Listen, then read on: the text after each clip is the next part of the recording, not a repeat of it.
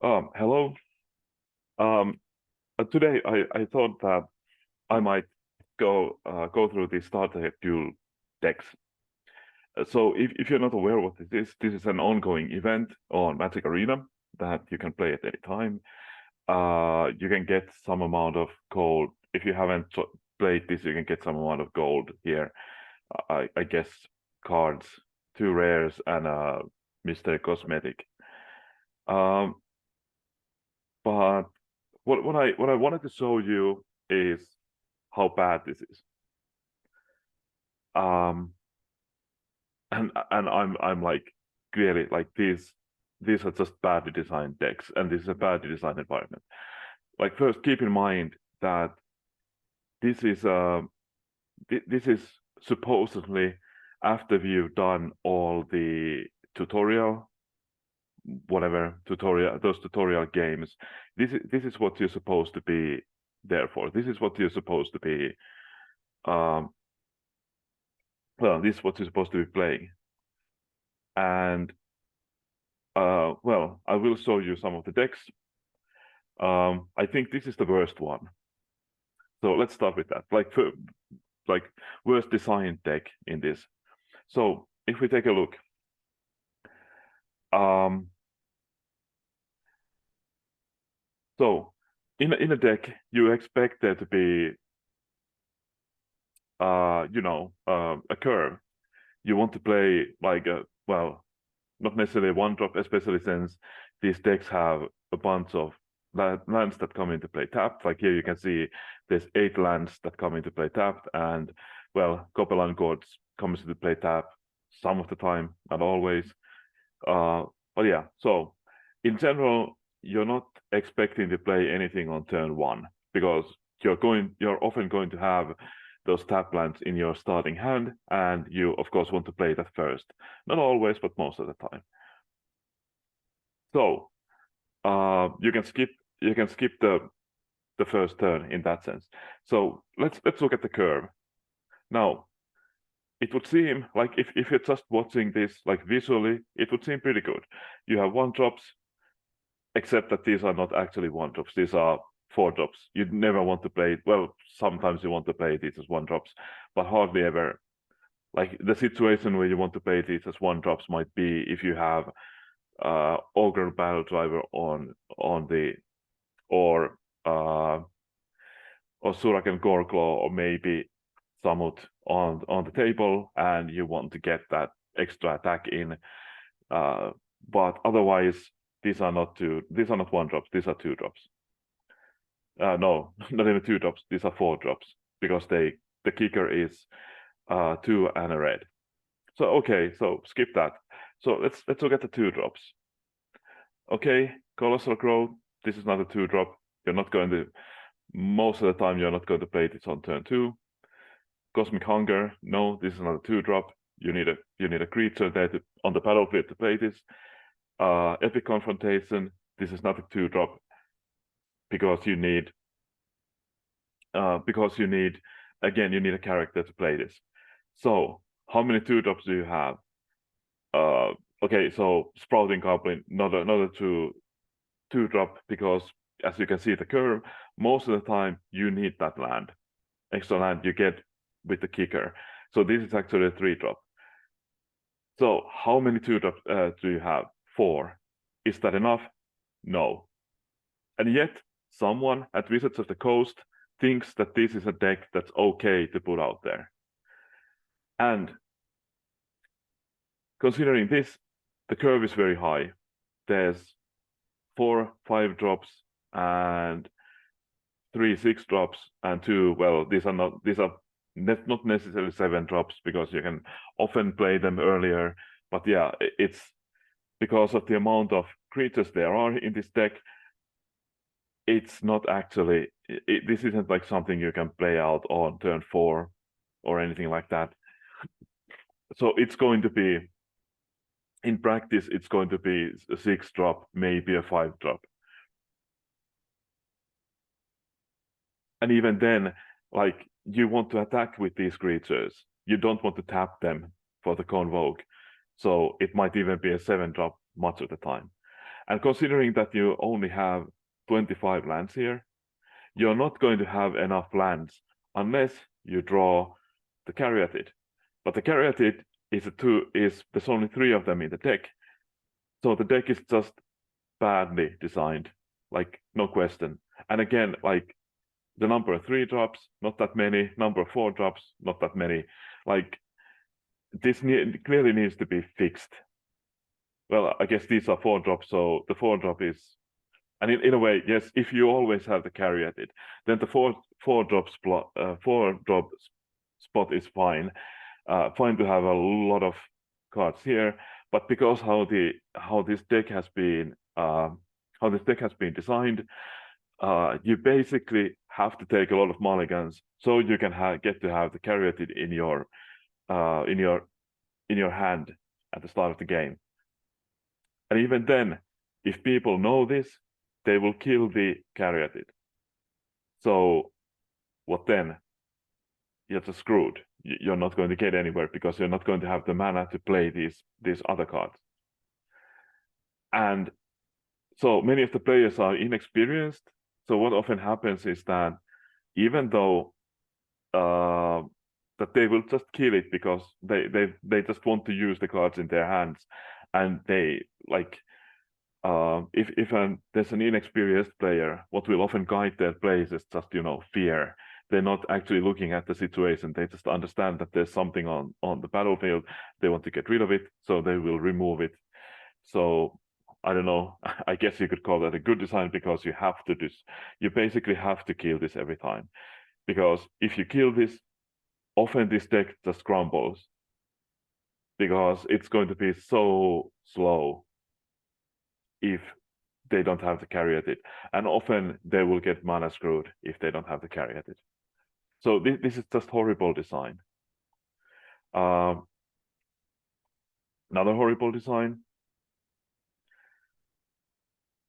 I guess this in many ways, this is kind of a fair deck, but again, a lot of problems. Very inconsistent because the cards you actually need, there's only 3 of them. The commons even, which is problem with all of these decks. But yeah, this for example, this is a problem for many beginning players. First of all, Scry 3. Like, let's say you've only played, you just know the very basics of the game. You know that you can play 1 land a turn. You know that you know how to play basic spells. You know how to attack, how to block, and that's it. And now Scry 3. How do you evaluate the 3 cards in your hand? Like how is that even possible to do? And for many, and if you play a lot of this, as I have, I don't even know how many matches, but I can see that I've won like 460 something matches of this format. So I've played a lot of this. Just because again I'm like interested in the experience I can see from the other side. And yeah, and people often play this wrong. They will look at the top 3 cards and they definitely keep more cards than they should on top of their library. I don't even know what cards they have, but I know that most of the time they will keep 3, then they will think about it for a while, and then they won't be revealing anything, and that's it. So either they didn't understand the card right, or they just Scry 3, then they read the rest of the card, and oh, I played this wrong. Well, of course, this is speculation, but this is how it feels from my perspective. And of course, this deck is all about scrying.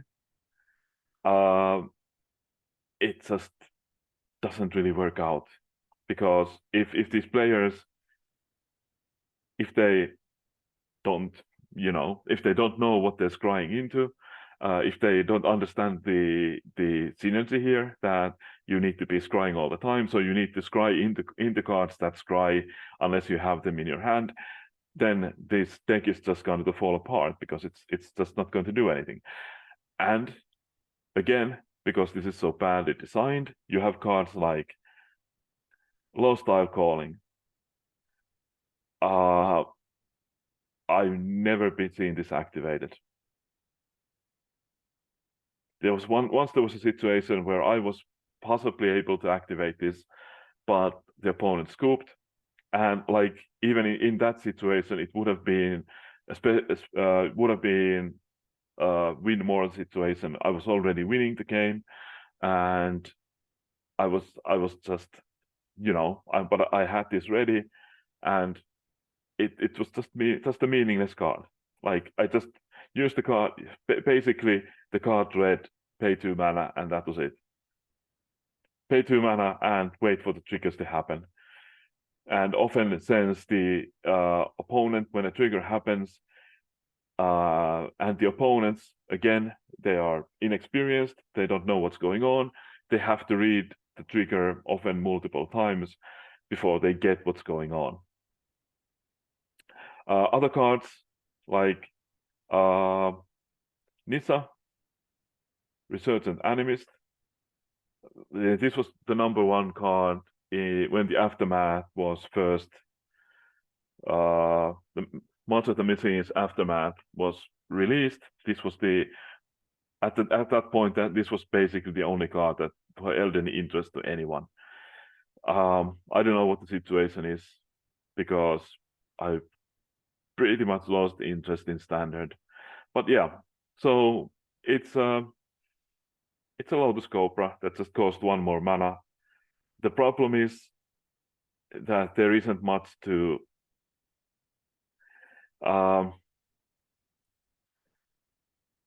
there just isn't much to to ramp to. So why is this card here? And the whole text. If this is the second time this ability has resolved this turn, reveal cards from the top of your library until you reveal an elf or elemental card. Blah blah blah. So how many ways are in this deck to play 2 lands per turn? Well, 0. You can't play 2 lands per turn with this deck. At least I haven't found any way to do it. So most of that text is just flavor. And the actual first trigger also is not that meaningful in this specific deck. So again, like, why is this card in this deck? There's no reason for this card to be in this deck, except that maybe they wanted to have an Aftermath card in this deck, but that's like feels so stupid. Also,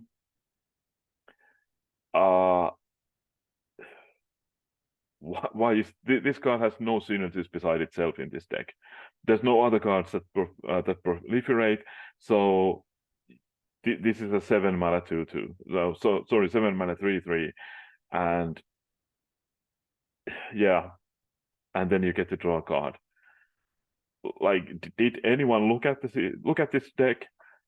And also, you're never going to get to 7 mana with this deck, or something has gone horribly wrong if you get to 7 mana with this deck, because you're scrying all the time, so you're not going to draw any extra lands unless something again goes horribly wrong for you.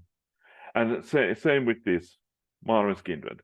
Like, I guess this is a pretty fun card, can be a pretty fun card, but at the same time, it's very expensive, and again, you want to keep scrying those lands to the bottom of your library, so you're not going to be able to play this with X more than 1 or 2.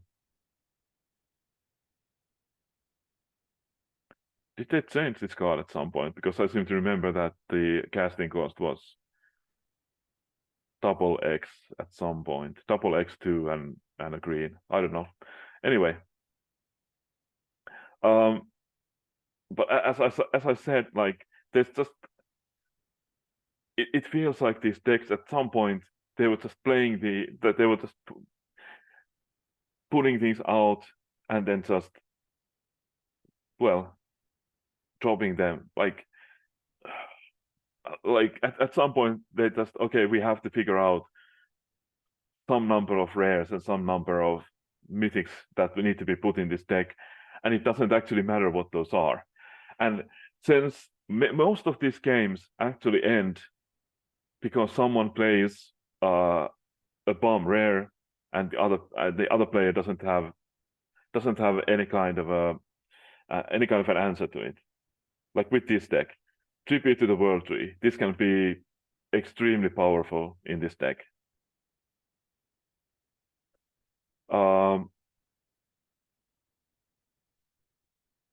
But like, yeah, so that's a rare that's going to stop the game in your benefit, and well, to your benefit. But at the same time, there's how many rares and how many mythics that are just 2 mythics and 2 rares that are just completely useless. And that's actually like most of the budget. Well, huge chunk of the rare / mythic budget on these decks. I'm just supposing that there's a budget for these. And why is there a bite down here when there's Cosmic Hunger and other cards that do the same thing, except better? I guess Cosmic Hunger is pretty much the same because they're both instants, but yeah. And one problem with this deck is that there's not a lot of interaction here. There's 2 impede momentums and 2 desynchronizes. And again, in many cases, whoever draws a bomb rare first often wins. So if you can't interact with them, you just lost. So that's just not a good experience. And considering that the point of this should be that that players have an opportunity to learn here. So why would you make these so complicated? And why would you have these cards that are extremely hard? Like this deck, of course, you have 10 decks, you want them to feel different, and each of the decks does have a very different theme. But the problem is that they feel like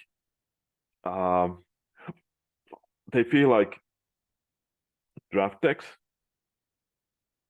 sort of, but poorly made draft decks because they have these cards that just don't belong.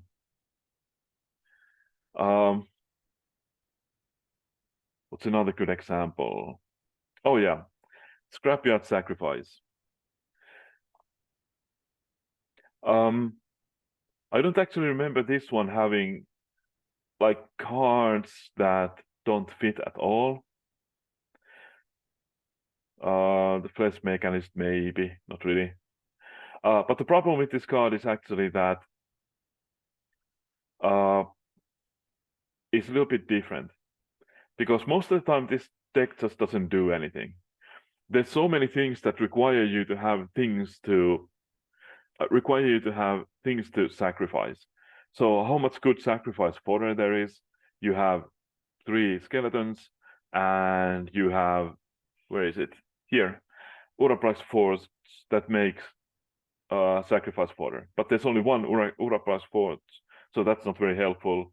Well, there's 3 of these Sanitary Skeletons, but if you draw multiple cards that require sacrificing, you're not going to be able to. It's going to be so slow that you're just going to be overrun before you can get anywhere. And there are ways for opponents to exile your skeleton anyhow. Also, one problem of this card is that many opponents don't really understand where to use this. So they just play this before, just at random moments, like before attacking, they will play this. Or also I've seen people when we're going into attacks, they will play this into creature they have. So I know not to attack at that point, and stuff like that. The Flesh Mechanist it's basically a 1/1 death touch. Again, we're using the limited number of rares and mythics we have on something completely useless. It's not completely useless in the sense that many of the other decks do produce large creatures, so having a creature with death touch is good, but the synergy, in quotation marks, just isn't very good. Because the activated ability is just so expensive. But this is better than some of the other decks in the sense that you can actually play these cards early, some of them. Often the Power Stone Fracture you can't. But yeah, one of the things that also bothers me is this situation. Phyrexian Dragon Engine plus Mishra claimed by Gix. These two, of course, can transform together into Mishra, lost to Phyrexia. But how often is that going to happen? If you have a 60 card deck and you have one of each. And of course, opponent can, interact with you. And one thing I also want to note that these decks have alchemy cards. And no one cares about alchemy. Even Wizards of the Coast don't care about alchemy anymore. When was the last time they made it like alchemy changes? And when someone asked about this, they just said that, well, it's the same team working on the regular cards and the alchemy cards, and still they, for some reason, like on the software side, on the software development side, and like they're making, I don't know how much money, but there was an estimate that they made 19 million on mobile last month. Well, yes. So they're making a lot of money, and I know that in the area they are situated at, good programmers can be expensive, but you should still be able to get a few so you could actually get the alchemy running if you're interested in it. The thing is that no one else is, so you shouldn't you should just scrap the whole thing. If you're not going to put any effort into it, you can't have it hanging around. Like, I know that it's more it's played more than Explorer, but Explorer doesn't actually need that kind of attention. It doesn't need the people actually designing the cards and actually doing the software development to get those cards onto the client. So why just why are you trying to force people into it? I don't think all of the decks have alchemy cards, but I'm not sure. Like, if I remember correctly, there's no alchemy cards in this deck. No, there's one.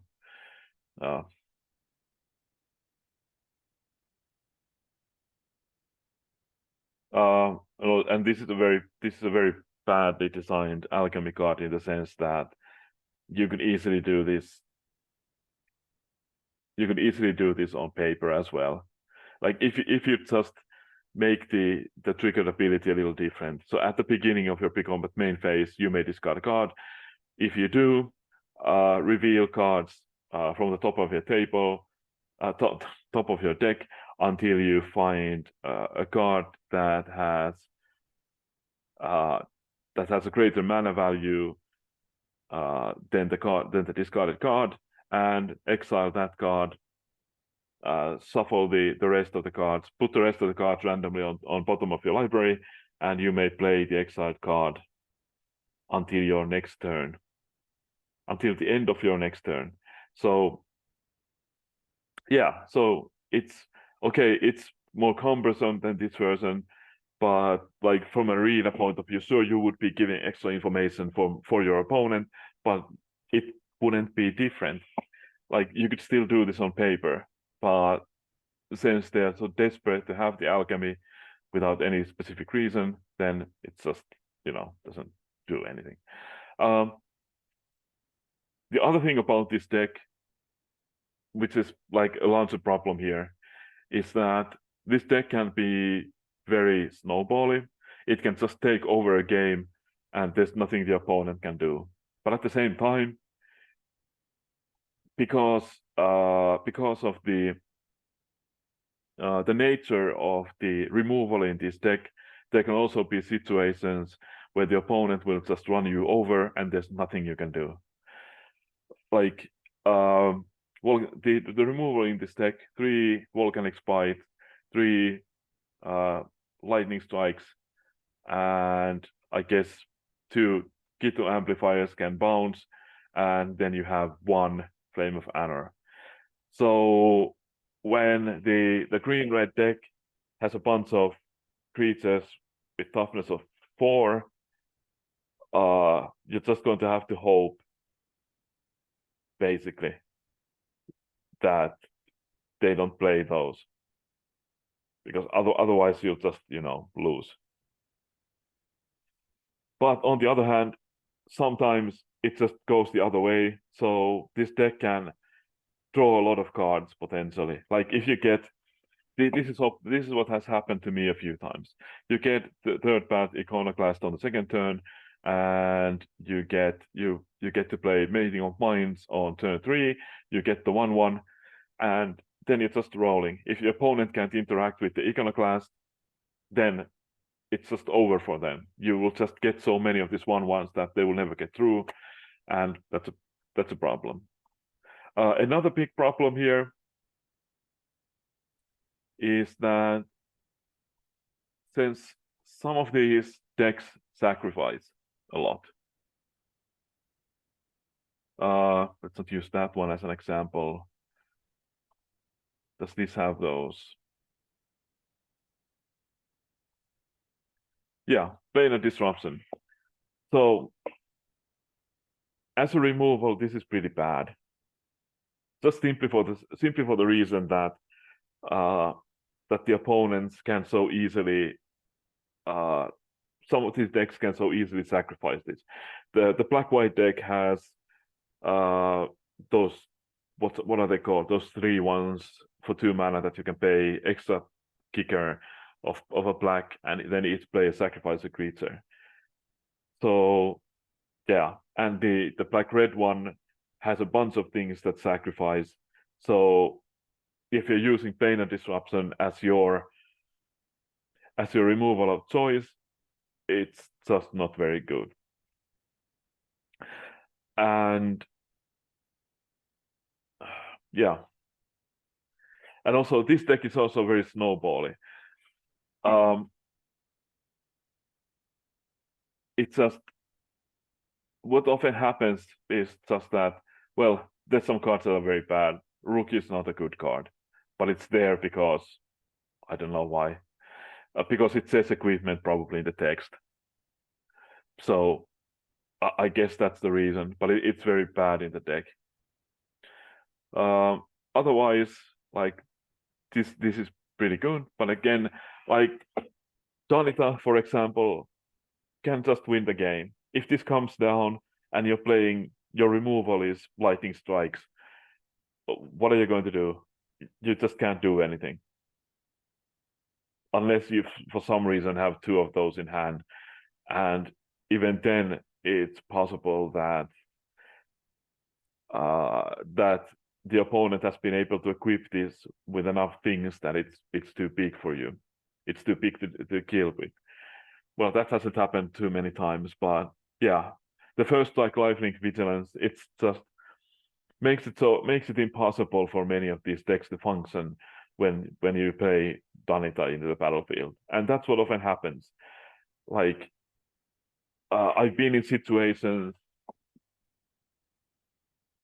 with many of these cards. Like here, you have Rescue Retriever. So flash, when Rescue Retrievers enters the battlefield, put a +1/+1 counter on each other soldier control. Prevent all damage that would be dealt to other attacking soldiers you control. So yeah, this is a fair card in a, you know, in an actual situation. Like if you're actually in a situation where people have, you know, real decks, but since these are not real decks, these are just uh well, these try to play the role of a real deck, but most of the cards are just commons or uncommons.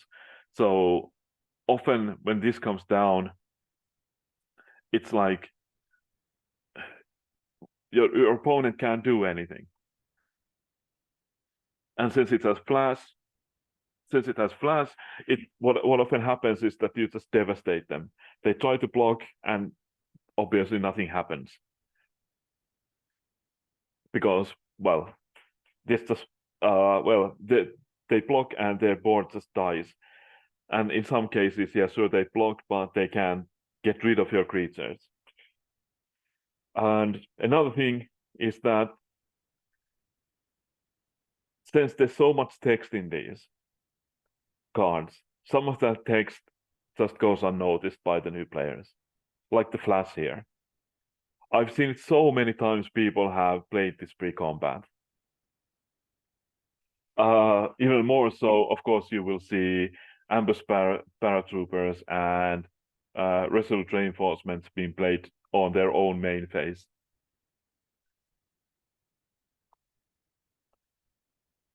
So, like,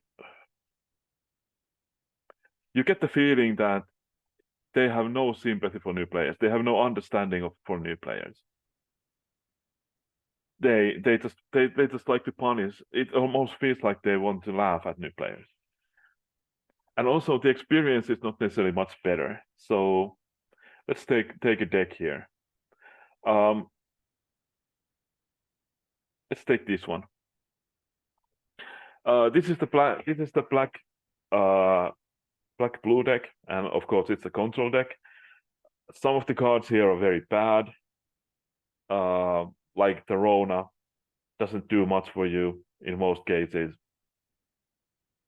But this deck also has extremely good extremely good synergies. We'll see if we can get any of them done. But also I would like you to note how long it takes for your opponents to figure out whether they want to keep. That was actually relatively fast.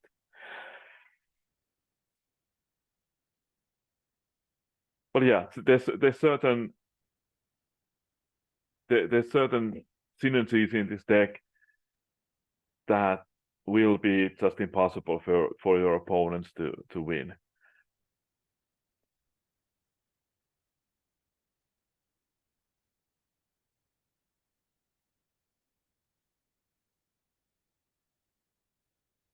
One thing to note that when if you try to play this format, there's no counter spells here.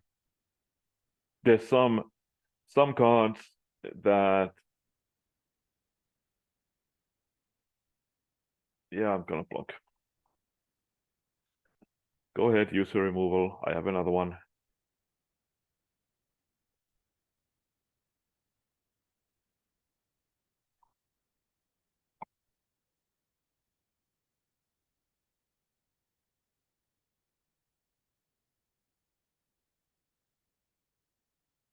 And again, you can see that your opponent often just um, stops the think and stops the read in situations where it doesn't really matter.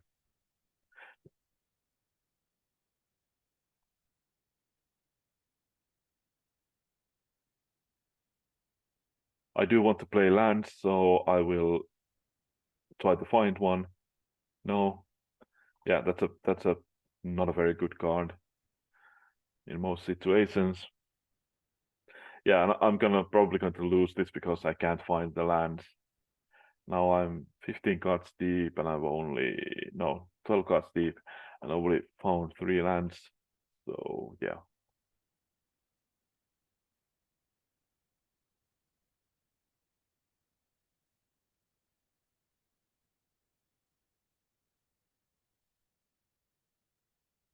Ah, there's a land.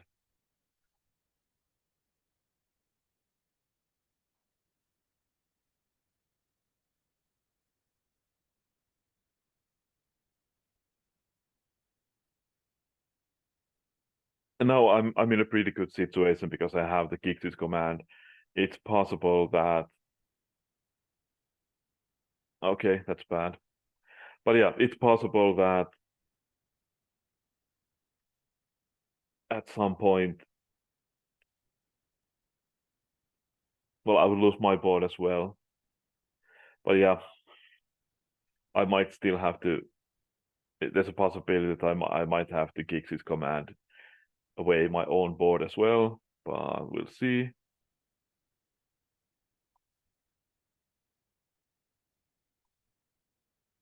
On the other hand, the opponent is also making this, yeah, like I don't really mind emptying the board right now if the opponent uh is destroying all of my board.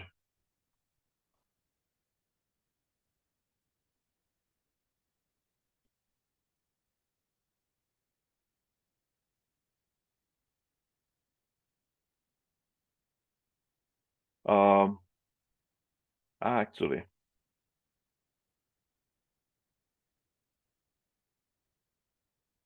So why I want to do this is I want to be able to I want to be able to uh,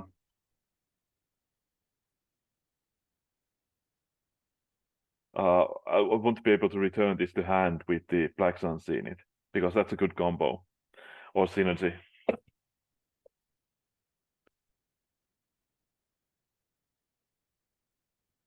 And okay, they might be able to save something. Okay, they were able to save that with Zorap, but the deck doesn't have very many Zoraps, so I don't think that's going to be a problem.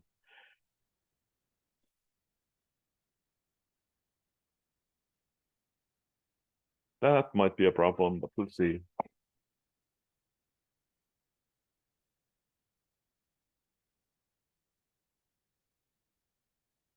Yeah, no, I'll have to take a little bit of damage.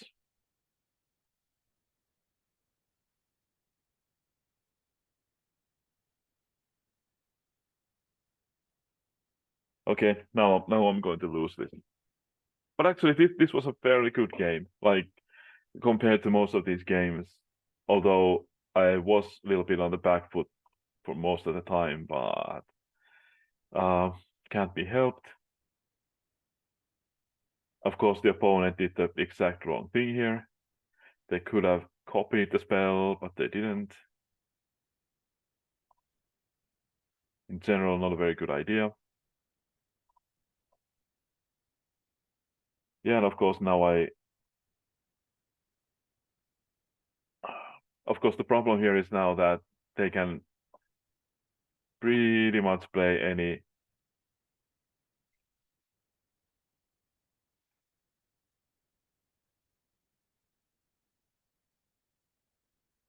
Yeah, now they can put it back on the. Yeah.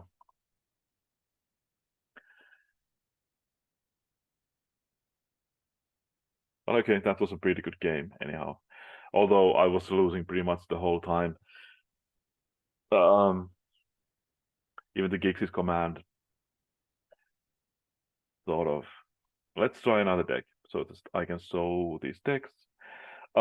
This is the deck that seems to be the most popular among the uh, people I played against.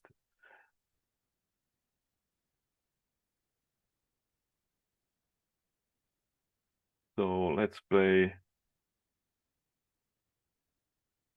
And yeah, that game wasn't necessarily very representative of this event because the opponent actually seemed to know what they were doing.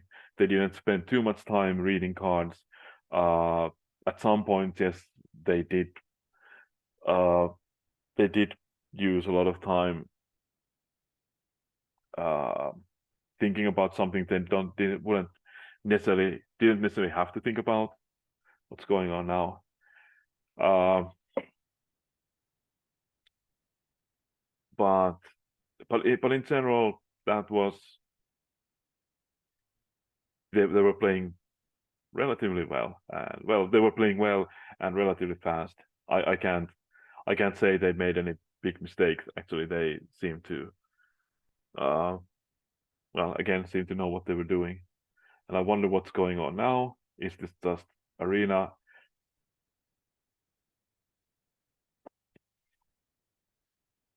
Hello, Arena. Do you want to participate? Okay, I'm just going to concede.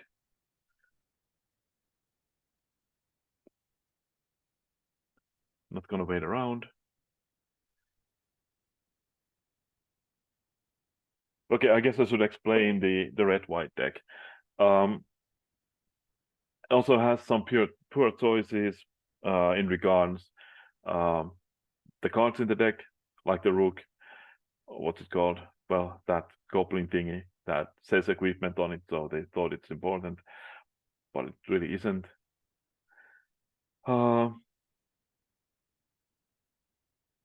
So yeah, okay. This is a good nice start.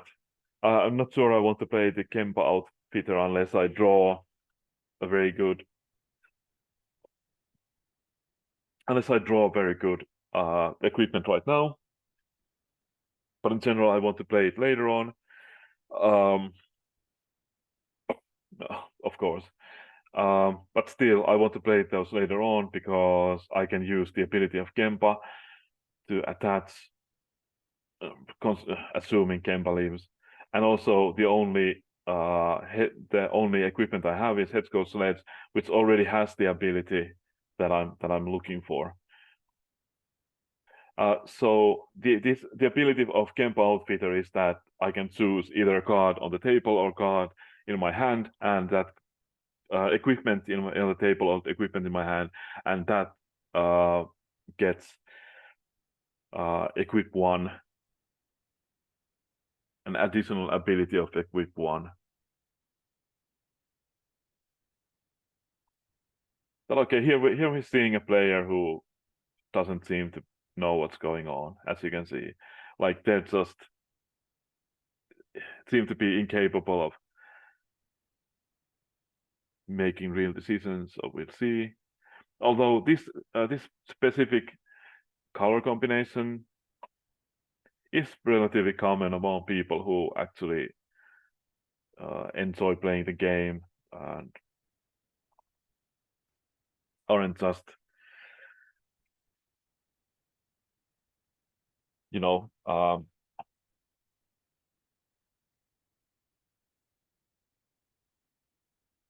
and aren't just complete newbies.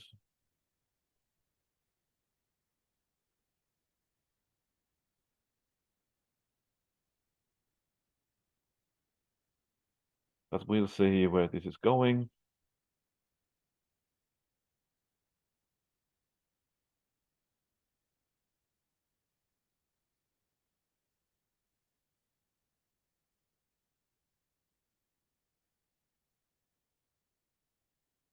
I don't think I'm gonna block the dwarf if they attack with it.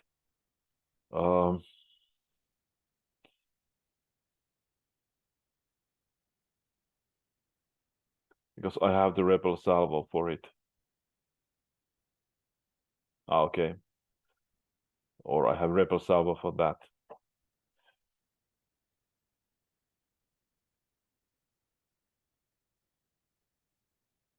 Do I need to rebel salvo that now? Probably.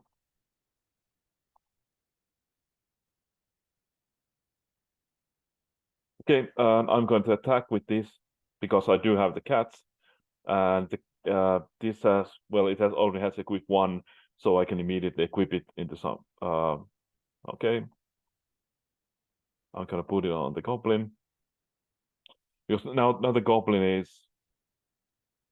So if they attack with the dwarf now, I will block with the goblin, although it's risky. Let's see. Okay, yeah, you can see that they are at least relatively experienced players. probably. Ah, okay.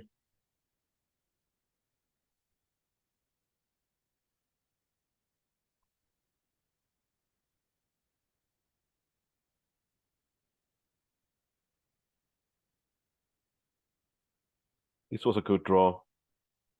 Because now I can give it equip 1, and I can attach this to the.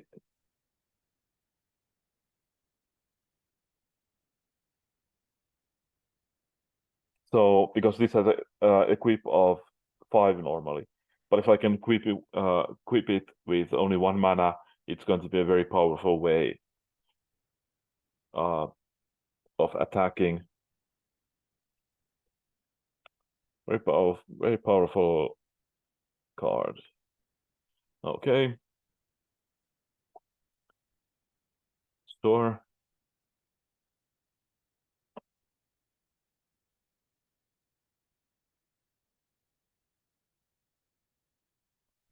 They did make kind of an obvious mistake here already.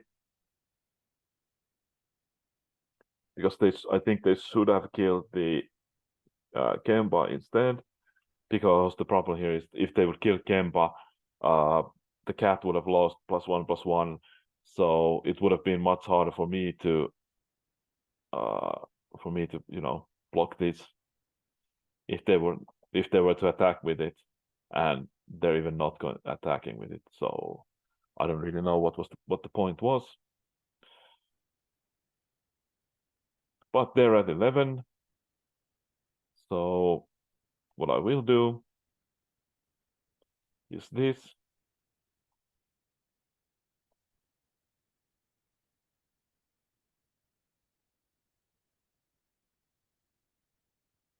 Now I have 2 removal that I can play both of them next turn. Let's see, I'm not sure if we can kill the dwarf, but we will be able to kill this and gain 4 with the kicker. And now they figured out that they needed to kill Kemba. Although it's just possible that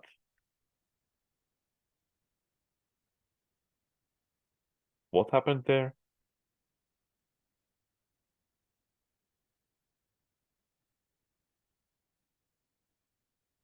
Oh, they just sold me a card. Why? Okay.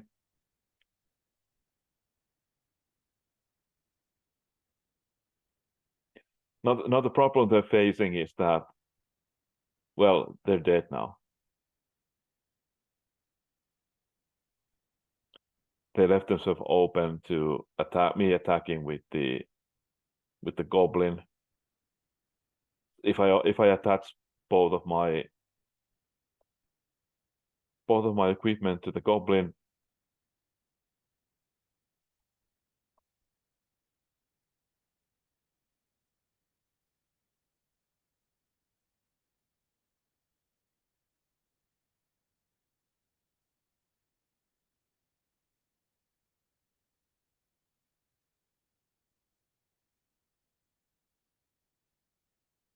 okay, that was also a pretty good game. But let's see if they ask me about it. Probably not.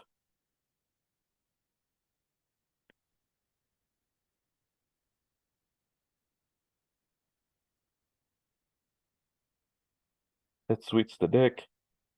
Which one I haven't talked about yet?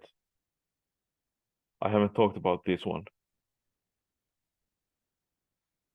Again, this is one of those decks that can just completely get off the rails. If you just have a good start, there's going to be situations where your opponent can't do anything, especially if their removal uh,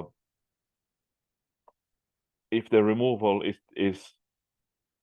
based on damage, because these creatures can get huge. Okay, it's the blue-green deck. Let's see. And again, you can see that, of course, like Scry 3 is always difficult. Like, what do you actually need? But they left 3 cards on top, did not reveal anything. so kind of obvious that they did not understand the card. It's possible. So one of the things about the blue-green deck is that it's an elf deck. So it's possible that certain new players will just take it for that reason, will just play it for that reason. They feel that they find, the idea of playing elves funny or fun or whatever. But yeah, of course you don't really know. But gladly I have, okay, 2 pieces of interaction here. And as you can see, this is already pretty good because I have both of these, and this gives me extra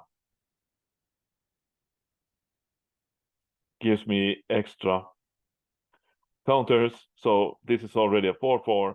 So it's going to be, because that deck doesn't have much interaction, as I previously stated, it has 4 pieces of interaction.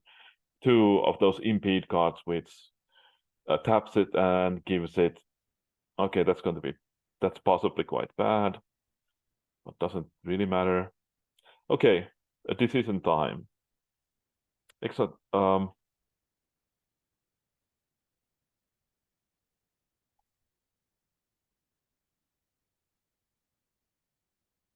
okay, and I'm actually going to play this on opponent's turn.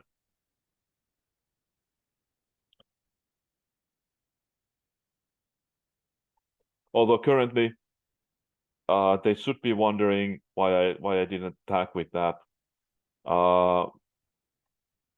Okay, Arwen can be a little bit of a problem, but not necessarily. And I'm going to put target a player, target a creature.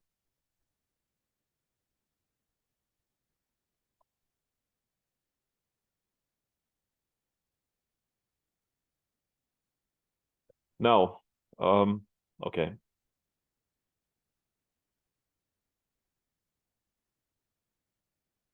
Well, that was going to be a very difficult situation for them.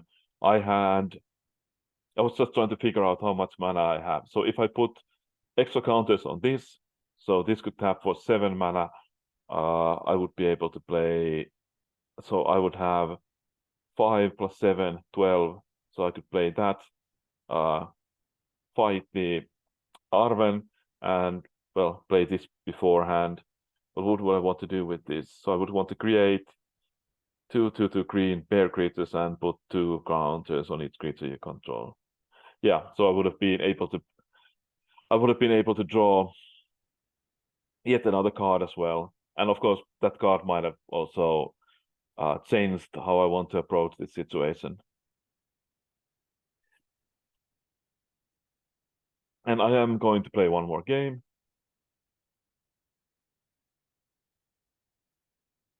Am I? Sure, why not? This is the one I haven't talked about in any way yet. So let's take that one. So this is a graveyard deck, as it says, Savage Scavengers or something like that. It's the name. So there's some amount of recursion, some amount of like self-recursion cards that, get themselves. Can I keep this? I shouldn't keep that. Can't really keep this either, but I guess I have to. What can I discard easily? I would rather mill that from my deck, but of course the problem with me putting it back into the deck is that, okay, that's bad. Of course I can block that with Plantswood Prowler. Now hopefully I'm able to find land here. So which one do I take? Do I want to play a 3-drop next turn? I guess so, but I do want the black mana as well. But yeah, the black mana would have been nice.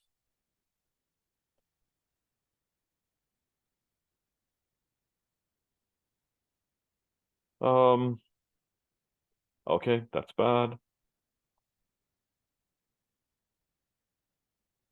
Yeah, this is going to leave me in a pretty bad situation, especially if they have extra removal, because now I can't play anything next turn unless I draw an untapped source.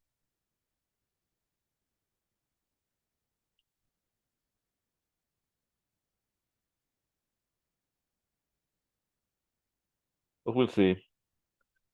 Okay, they played that in the wrong order. They should have played that first. And yes, I'm going to block that.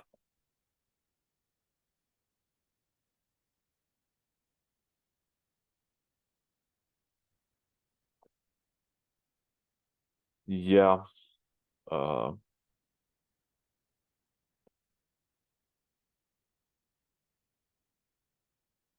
but again, this gives you the snowballing, tells you the snowballing nature of this format, because now I'm in a.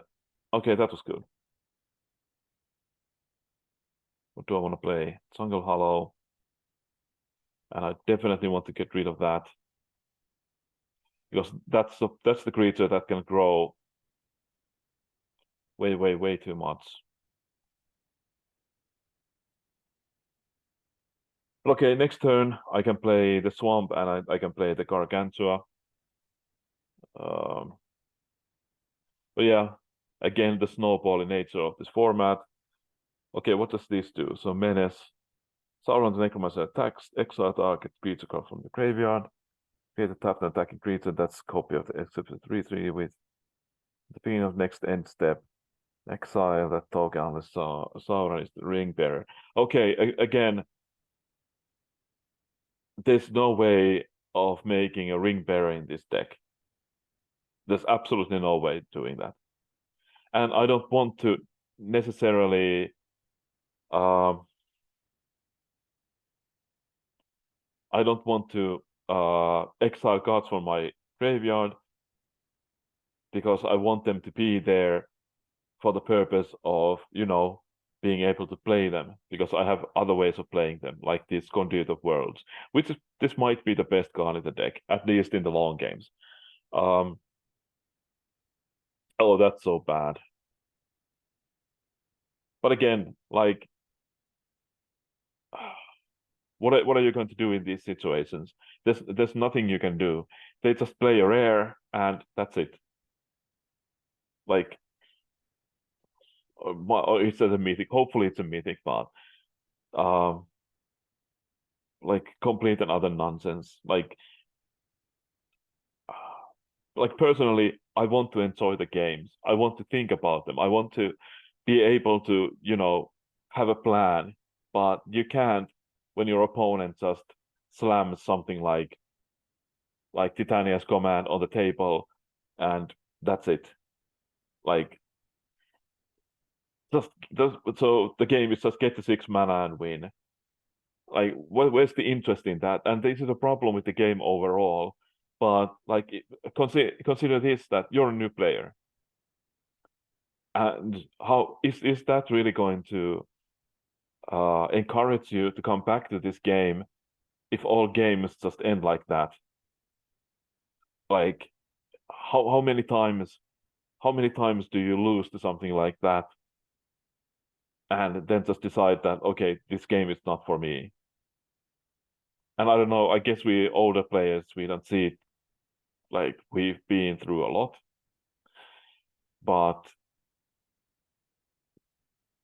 okay, I really don't want to remove that, but I guess I have to. Because again, the snowballing nature of this format, it's possible that that card will just take over the game. That card can also just take over the game.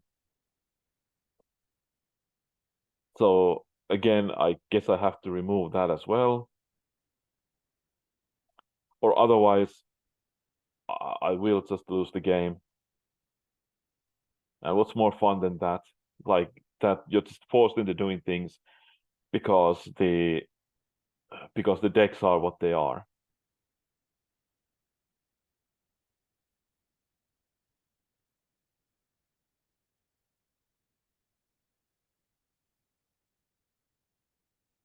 But okay.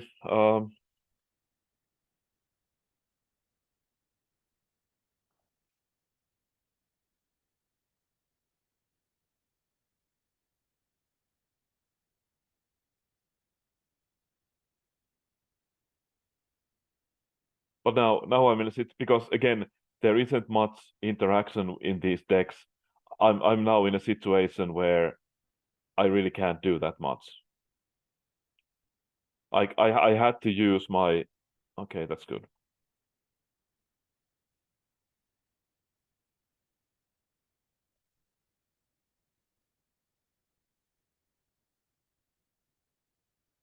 And they weren't even losing yet.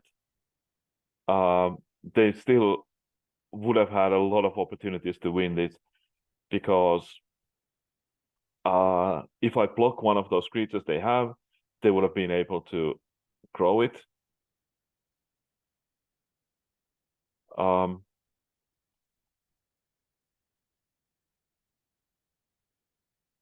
they would have been able to grow it and grow something else, and that would have left me in a bad situation, depending on what they have. But also, I get why they decided to scoop because, again, like playing that game can be uh, like you have to top deck. Um, one more game.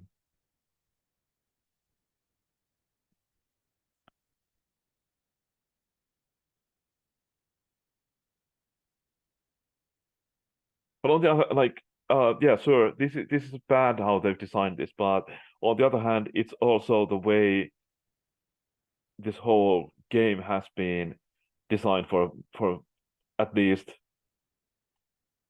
well, for some time now. Um, they don't seem to care much about like the actual gameplay anymore. They're more interested in they're more interested in just figuring out how to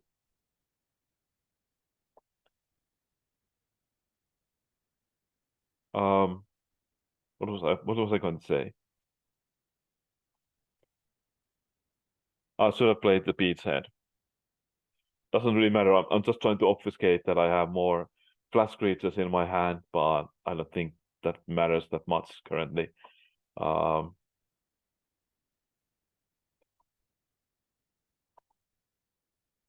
that's going to be 4/4 is going to be a little bit of a problem.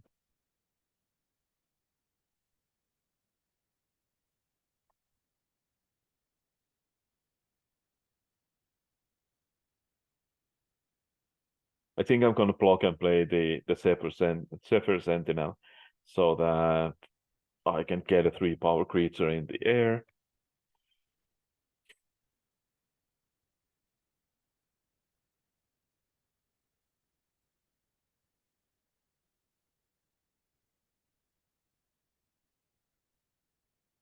Or maybe I will just block and let it die. Nah, I do need uses for my mana. Of course, like the scrying is also used for my mana, but as you can see, I'm flooding out pretty badly. I've drawn thus far. I've drawn 5 spells and 6 lands, which is pretty bad in an aggro deck. But now on the other hand, I do have this thing that can pump all my creatures. So we'll see. If I don't draw any spells next turn, then I will probably just sacrifice some of my creatures and attack with everything. Because of course I'm going to play this at the end of their turn. So now they have 2 blockers, so the amount of damage I can do is kind of limited, but I will get 6 extra damage if I attack everything with everything. Ah, okay, that's good. Does this exile? Yeah. Ah, they blocked the exact wrong creature. No, they didn't actually.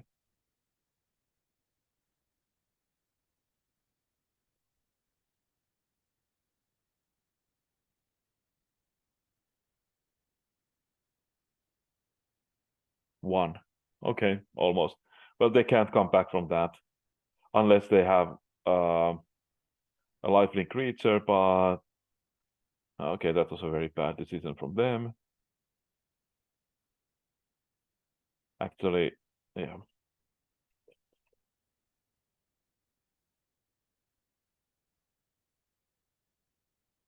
Okay, so yeah, again, this is one of those snowball games. But actually, it's possible that the newcomer wouldn't have been able to navigate that last game. They possibly would have been too afraid to attack with everything they have. But you also see the complete other side where they will attack just all the time because that's not what they know how to do. But yeah, this is it for today. I just wanted to showcase this format a little bit. Although I don't think that was kind of representative, because what often happens is that you might have to play, like a game can take 15 minutes just because the opponent needs to read everything all the time, because there's so much text and there's so many things. I guess I want to show you that as one last thing.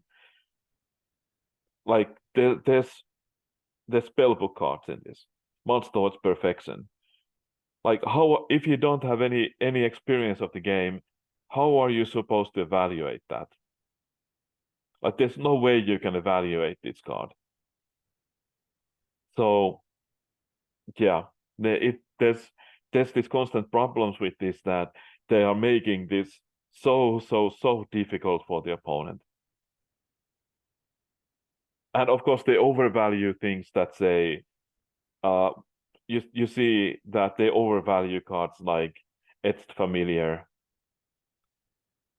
Its opponent loses 2 life and you gain 2 life. Like, it says gain life, so they think that this is somehow an important creature they need to keep alive. You often see just mistakes like that. And often because, well, it's of course difficult to balance things. Of course, the new players need to learn. You shouldn't take that experience away from them. So yeah, they need to be put into difficult situations, but this just goes way too far because the amount of text has gone so overboard on these decks. And these are even simple cards relatively, but uh but because the complexity of these cards, the opponents will often put themselves into a situation where they don't really know what to do. Like, there was a time when they wouldn't print cards with X because that was too they said that was too complicated. So why is there a card that says XX here? And that's for the beginners. But hey, thanks for listening. I guess this got a little bit ranty, but I do actually play a lot of this format just simply because uh, I can play like 15-20 minutes a day this format, and I don't have to figure out decks. I don't have to play for draft and whatever. And currently I am boycotting bots in the sense that I'm not paying for anything. So there's that. But hey, thanks for listening. If you're interested in whatever I have to say about this game, uh not sure you should be, um then yeah, feel free to comment, subscribe, uh whatever, like, I guess that's the thing. I can't promise you I will be doing anything in the near future again, but we'll see. Every once in a while when I feel inspired. Um, so yeah, I won't be flooding your subscriptions with my content. But hey, until next time or whatever. Uh, now I did things in the wrong way. But hey, until next time.